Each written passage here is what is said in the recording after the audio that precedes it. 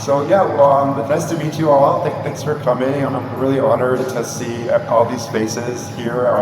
Many of which wouldn't go up I recognize. But yeah, but my name is Bly Pope. I'm the twin brother of Rowan Pope. I'm 10 minutes older than him. So yeah, like I never have him live that down, you know. So we're both artists. We're both teachers at the University of Minnesota. We also teach at the Minneapolis College of Art and Design. It's like, you know, a couple blocks away. We've been artists our whole lives, and I'll take you through a slideshow of our work, of my work, and then Rowan will talk for a little bit after me. We have Rowan's wife Claire kind of handling the projector, so we'll kind of move in. So this painting I did Chicago train tracks. I did this back in 2004, over 22 years ago. I can't believe it. I put it in my application to grad schools. I went to the U of M for grad school as well. And it was my first sort of real photorealistic painting of the Chicago train tracks. Took, you know, a couple months to do. Photorealism was sort of developed in the 60s by, you know, Chuck Close, Richard Estes. There's a couple other artists in there as well, and the Robert Dechtel. And hyperrealism is a sort of an offshoot of photorealism. It sort of began in the 2000s, more emotional kind of work. But basically, photorealism kind of became hyperrealism, and that's the kind of work that I do. We'll keep moving. This is a pencil drawing I did of my friend Amos. This was around 2007 or 8 or so. This one took about 180 hours. When I saw Chuck Close's large portrait of Frank, you guys probably recognize that name at the Minneapolis Institute of Art.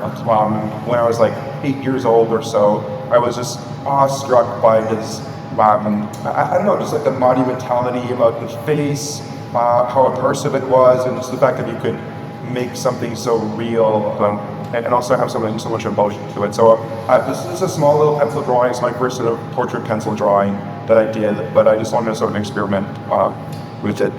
This is just right after grad school. Our process is just working directly from photos. You can see the photo is on the left, the drawing is on the right. You can see that the drawing is kind of accentuates the photo. That's why it's called hyperrealism. It sort of changes the nature of the photo a little bit, yet it's all the information is contained in the drawing as well. So I took like hundreds of photos of my friend Amos to get this right one, very serious, kind of a mugshot-like. And I sort of treat it almost like informational study of every little particle of information, of the pores in the face, the eyebrows. I don't feel like satisfied with the drawing unless it's every little part of the face or the piece of nature that I'm exploring is elaborated and defined. So but this is sort of how we work. Usually we work. And this is a drawing, Patch of Earth. The drawing is actually a little bit larger than this projection. It took me like a whole year to do, 1,400 hours. This was a real labor of love. I took a lot of photos of the leaves on the ground and sort of in St. Paul Park many years ago. It was around 2007 or so. And I sort of, the idea that every object, every piece of nature is sacred and beautiful, even just something mundane and commonplace like leaves on the ground, and should be celebrated. So, but all the missable parts of life, like you're walking down the street, just keep your eyes open and stay perceptive and open to the world around you. And that's why I created this drawing for the whole year. And actually, the buyer is here, Mark. Nice to see you again. So it's in his house in Minnetonka. So it's nice to have a safe one there. And then, we're going to zoom in a little bit on this Patch of Earth. Just a detail of it. You guys can sort of see the leaves, the little spindly little fibers on the ground, the sticks. It was a real evolution of my aesthetic, I think, when I finished this piece just celebrating the commonplace and the everyday in nature. And so I just wanted to kind of make a statement with it. That goes for my MFA thesis show at the U of M in 2007. So, yeah, and then the closer up detail, I just want people to kind of immerse themselves in it. If people spend as much time looking at my drawing as I spent doing it, then my goal has been achieved. So you have to look at this for 1,400 hours, and then you'll know how long I'll be anyway. This is our process. You wrote us a similar process as me, I think. He'll talk about this process, but basically, if you're looking from the left side, we just start with the general sort of fabric of information. We just use a simple mechanical pencil, and then this is the second stage. We use a Q-tip to kind of blur it, to get the layered kind of effect, the darker values, and then just we layer on top of it with a tough stuff pushable eraser stick, which gets these nice little like highlights, and then more mechanical pencil, more graphite, and we just try to repeat the process over and over. Q-tip pencil, tough stuff eraser, Q-tip pencil, and just like repeat the layering process. So that was the process to the Tooties. And then this is a portrait of Robert Bly. You guys probably recognize the name. It's a toilet, and he was a family friend, and he let me take this photo of him. I also took a photo of Ruth Bly, his wife, for many years. And this was actually purchased by the Smithsonian National Portrait Gallery just in 2025. So they wanted it from their poetry, the famous American poets collection. So, well, thanks guys. Yeah, we were like, I was able to make that connection through Robert Bly, the guy who handled his sort of Jerry's photos and books and other drawing objects, and we made a connection, and also through Rachel McGarry of the Minneapolis Institute of Art. Yeah, it's good to know people. It's good to know people, right? This is like a close-up. You can kind of see all the, like I said, like all the little particles of his face. The pores. This was like, it's almost like an experiment at texture. It really, throughout grad school, it really kind of honed my style and it got me good at working with a mechanical pencil. We kind of sharpened the tip of our mechanical pencils to almost become like a needle point, and so you can kind of get these very precise little details in the face. And then this white is just sort of the white of the page itself. This was a drawing. I'll go a little faster because there's few more slides. This is a drawing of my mom, of our mom, Freya. It was another sort of like masterpiece that I wanted to work on. It was purchased by the Kafezjan Museum of Art in Armenia, and back in 2008 or so, or no, 6 or 7 or so, I'm not sure exactly. And it took about 750 hours, just kind of working in layers. I actually kind of worked from the bottom right and slowly up to the top left. Usually I work from the top left of a drawing down to the bottom right, but this was the first like large, the drawing itself is about this size that you're seeing on the board here.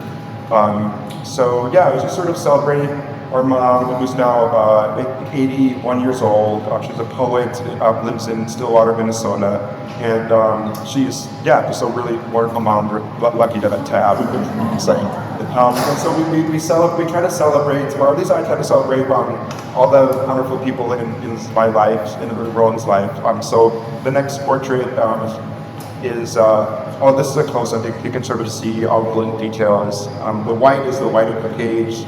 I just kind of work, methodically. This takes about 3 or 4 layers, just with graphite, building up, like I told you, with the Q-tip, with the tough stuff eraser, and just kind of, just kind of getting it so it feels complete, clean. So yeah. This is a portrait of Miriam. Like all the people in my life, I really want to celebrate the people who have influenced me growing the most. She was a really intelligent journalist and writer. She's my mom's mom. And I just took this photo of her before she passed away, and it was sort of this look of like nobility and defiance and intelligence as well. So I wanted to depict that. and she never got to see the drawing itself. It took like 800 hours or so, but she never got to see the drawing, which was unfortunate, but also, I don't know how she would have reacted, because it's sort of a depiction of like unconventional beauty, and she may have been like a little bit upset by it, so I'm not sure how I feel about it, because it's not like a very flattering portrait, but I also thought I wanted to do her like intelligence and I don't know, like defines justice a little bit. So yeah, that was this one. I just love the texture of her skin and just the look at her eyes. It's a portrait of our dad, Tom. I loved the look in his eye. Yet again, very intelligent, thoughtful look to him. And yeah, this one took about 700 hours. It was purchased by a collector in Brussels, and it's now over there. Named David Levy, and we kind of stay in touch. He's a really nice guy. He saw all our work at the Minneapolis Institute of Art Target Wing show a couple years ago. So as a close-up, yet again, was kind of like working. The most fun part actually was this sort of area in the cheeks where he was kind of getting every little pore with that little eraser stick that we sharpened into a point as well. And you're just kind of like cutting into the field of gray graphite and kind of creating these little marks in his face. I don't know, the texture of people's faces it's really interesting to me. So we also do landscapes. I did this Wisconsin cornfield like back in 2021 or so. We had a show at the Burnett Gallery in Wayzata. And yeah, just sort of, we lived in Wisconsin for like 8 years in Rowan, and we just wanted to celebrate the rural beauty of like cornfield, agriculture, trees, farm fields, and yeah, just the beauty of landscapes. This one took so long. It was probably the hardest small drawing that I've ever done. I was actually extremely glad to be done with this piece. It seems like it's like a big piece, but it's actually literally this big in size. And so it really hurt my eyes, it really hurt my back. I don't think I'm going to do something this level again. I'll do portraits. I'm actually working on a portrait of Rowan, kind of right now. It's a large piece, and those are more fun than these tiny little landscapes, which are beautiful and they end up really good, but they're just extremely hard to get every little corn stalk. So yeah, another cloudscape. We just love the beauty of nature. We love to celebrate it and share it with people. Yeah, this is just sort of taking, I think in Shorewood, Minnesota, when we lived there, and just studying clouds, like the strange abstract shapes of clouds above a silhouette of a tree line. So Canyonland, another landscape. Yeah, just like the beauty of the sort of clouds. This was for clients that we take commissions, so people sometimes approach us with a photograph that we look from and that we try to duplicate it as best as we can. So we also do, this was a painting. We also do large oil paintings. This is maybe 3/4 the size as the original painting. Henry's Beach, California is sort of an important place for us. We kind of visit there, as a family, me and my wife, Ronan and his wife Claire, and yeah, just we want to celebrate the important people and the important places in our lives. We work for clients. This is for a client in Virginia. She had me do. I should have said she made me do. She had me do. I got to do. I was allowed to do a series of bird pieces. She just loved birds and seabirds especially. And there's literally 5 or 6 pieces in the series. So this is one of them. And she sent me the photos. So sometimes I actually use other people's photos, but usually when they have the rights or the copyright to them. So that's why I use this photo. Usually for photographs that I've taken myself, this is a drawing called Peach Rose that was taken at the Minnesota Arboretum. Just an oil painting. The original oil painting is about this size, maybe a little smaller, but so I like working large oil paintings are fun, but they also take a lot of time as well. Yeah, so working in color is a little bit harder than black and white, but it's also kind of fun. This piece is over there on the wall, over the Pink Garden Roses here at the Lowry Gallery, and yeah, I enjoyed working with pastel. This is the first experiment with pastel pencil. on a large scale, and I think it ended up being kind of interesting. Working in sort of this negative space, decorating the detailed petals and leaves of these flowers. So another large piece, just at my house, and yeah, just kind of we try to create sets of, I don't know, like beautiful harmonious composition in our pieces. Usually because we spend like 2 or 3 months, or maybe 2 months, 1 to 3 months per piece. You have to choose the photos wisely that you select to become a drawing or a painting, because we only have so many pieces that we're going to be able to do in our lives. So you have to select them carefully. So this was a piece I selected because of this beautiful kind of curving composition. This one as well. This was also taken up the Arboretum. This one took a long time. I don't know. I don't think I'm going to spend as long in my future pieces on flowers, maybe on landscapes, but this was on. I just love the curve of it and the red and the green kind of combination together. Like one day would be sort of this chunk right here, another day, another day, another day. So each day you just sort of slowly work your way up to the bottom and to the top in this one. So each day is another little chunk of leaves, which was kind of fun. You can visit our website, popebrothersart.org, our Instagram, and you can check us out there. And then also, last slide, sorry guys, we have a show at the Lowry Gallery in 2 years from now. So some are good calendars for sure. September 9th, October 14th, around those dates. And then, yeah, I'll pass the mic over to Rowan and he can talk about his work. But thank you so much for listening, and yeah, I appreciate it.